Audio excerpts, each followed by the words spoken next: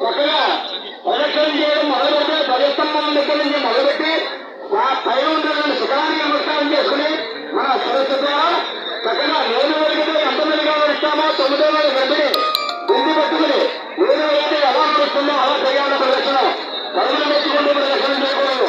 అది మనకి నమ్మకం చెప్పే విషయం. అంత విశేషవంతమైన ప్రదక్షిణ ఎందుకంటే అంతకైనా కూడా భగవన్నామాన్ని చేస్తూ మనం ప్రదక్షిణ చేసినట్లయితే దాని యొక్క ఆగ్రహం మనమే కాకుండా అనుగ్రహం జరుగుతుందని చెప్పేటువంటి ప్రశ్న ఎందుకంటే సాహిత్యంలో ఆగ్రహాలు దానికి భక్తులందరూ సమానమే.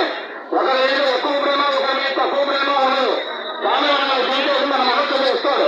ఇలాగే చెప్పడం మన మనస్సు ద్వారా భగవన్నామాన్ని చేయగలిస్తే, మన మనస్సు ద్వారా భగవంతుని చూడడానికి మనం ప్రయత్నం చేస్తే, మన మనస్సుని భగవంతుని అర్పించగలిస్తే మనకి భగవంతుడు కనిపిస్తాడనేటువంటి ఒక విశ్వాసమే ఈ యొక్క ఆలయ పరంపర, ఈ ఉత్సవాలు, ఈ కైంకర్యాల నీటికి కూడా నిరసన. కేవలం మన మనస్సు భగవంతుని అర్పించడానికి పనిచేసేదాన్ని కృతజ్ఞతలు అటువంటి విశేషమైన ప్రదర్శనలు ఎన్నోసారి కూడా కార్యక్రమాలు పూర్తి చేసుకోబోతూ ఉన్నాం.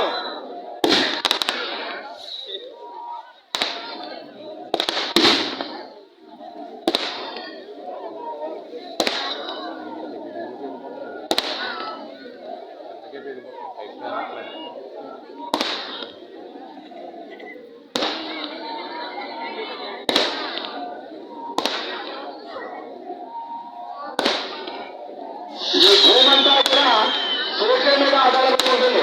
సూర్యుడు మోస్తూ ఉంటారు భూమాతలు. భూమాతలు గంగాదేవి నిండి నిలియబడి ఉంటుంది. గంగనేమో పైనుంచి ఆకాశం మోస్తూ ఉంటుంది పంచభూతాల సాక్షిగా. అటువంటి భూతత్వం, జలతత్వం, వాయుతత్వం, అగ్నితత్వం అన్ని ఉండేటువంటి వ్యక్తి వేడుకుంటున్నాయి అంటే జనాలకు ఉంటుంది.